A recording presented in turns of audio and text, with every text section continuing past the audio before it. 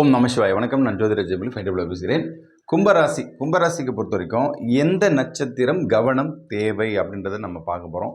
So இதில் உள்ள நட்சத்திரங்கள் வழியே தான் நமக்கு 7.5 சனி இருந்தாலும், குரு பகவான் டிரான்சிட் ஆனாலும், ராகு எதுவாக இருந்தாலும், எதுவாக இருந்தாலுமே நட்சத்திரத்தோட அடிப்படையில் தான் உங்களுக்கு ஃபண்டமெண்டல் ரூல்ஸ் அப்படியே வரக்கூடும்.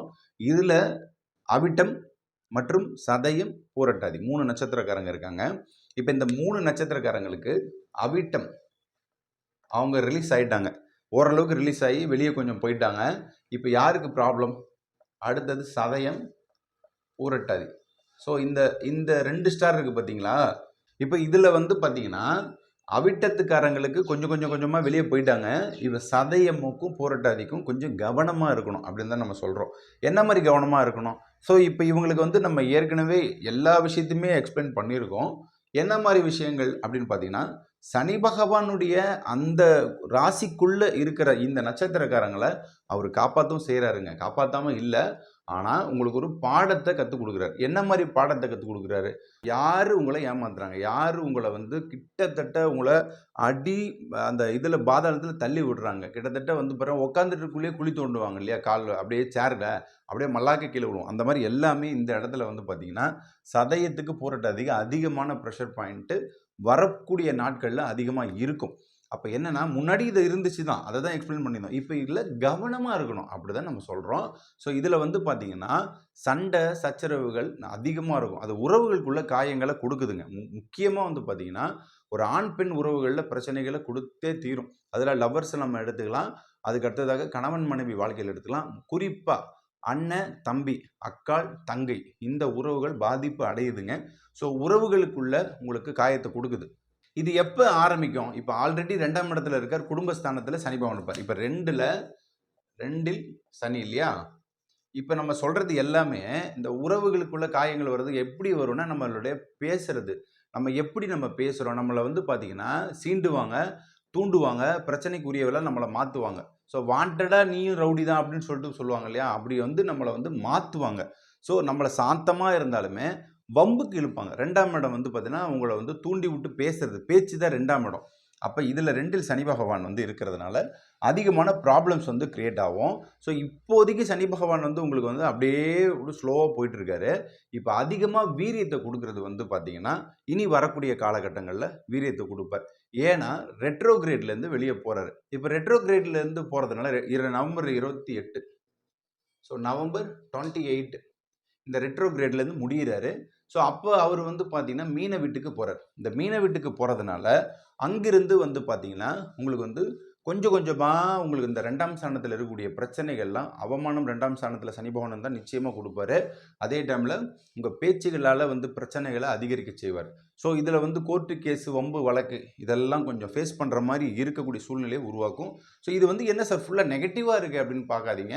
இருக்கக்கூடிய உண்மையில் கவனம் தேவை அப்படி தான் சொல்கிறோம்.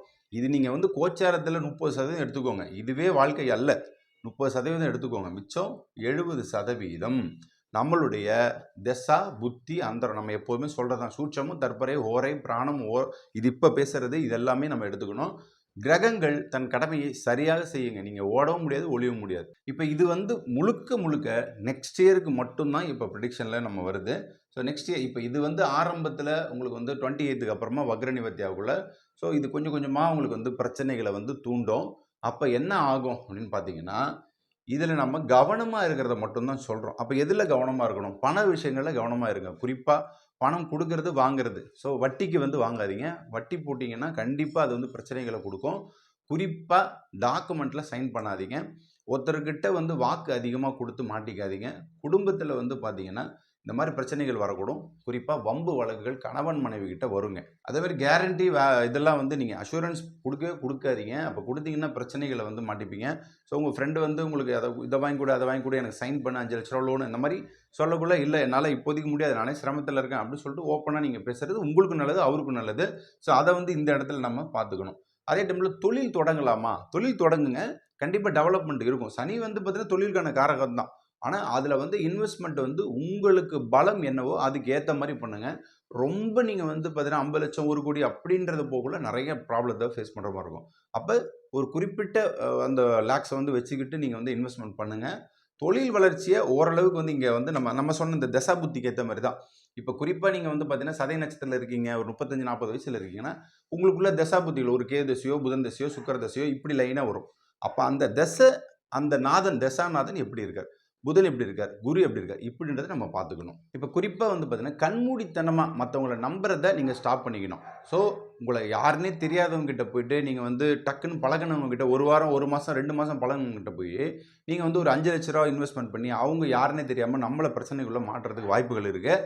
ஸோ அதை மட்டும்தான் இந்த இடத்துல கவனம் தேவை அப்படின்றத சொல்கிறோம். இந்த நட்சத்திரக்காரங்களுக்கு குறிப்பாக வந்து சதயத்துக்கும் பூரட்டாதிக்கும் தான் நம்ம சொல்லியிருக்கோம். இதை நீங்கள் 30% மட்டும் அப்ளை பண்ணிக்கோங்க.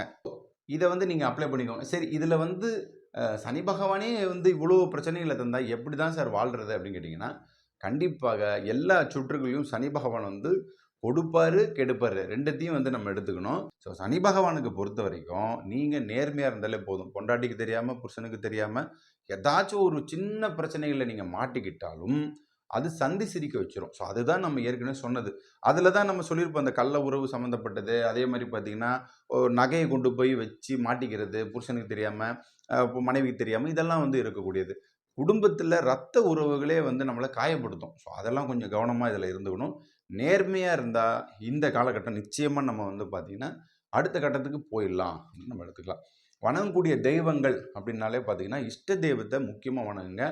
கஷ்டமான காலத்தில் வந்து பார்த்தீங்கன்னா நிச்சயமாக கும்பராசிக்காரங்க இந்த பிரதோஷ வழிபாடை அதிக முக்கியத்துவம் கொடுங்க. சிவனுடைய நாமத்தை சொல்லிக்கொண்டு அப்படியே ப்ரேயர்ஸ் பண்ணுங்கள். 21 பிரதோஷம் நீங்கள் கண்டினியூவாக பண்ணிங்கன்னா எவ்வளோ பெரிய பிரச்சனையாக இருந்தாலும் அது கண்டிப்பாக சரியாகுங்க. ஸோ கும்பராசியில் அது சதய நட்சத்திரத்தில் நீங்கள் பாருங்கள், ராஜராஜ சோழன் வந்து பிறந்தார். அவர் பாருங்கள் சிவனுக்கு வந்து பெரிய கோயில் கட்டி மிகப்பெரிய ஒரு சாம்ராஜ்யத்தை உருவாக்கினார்.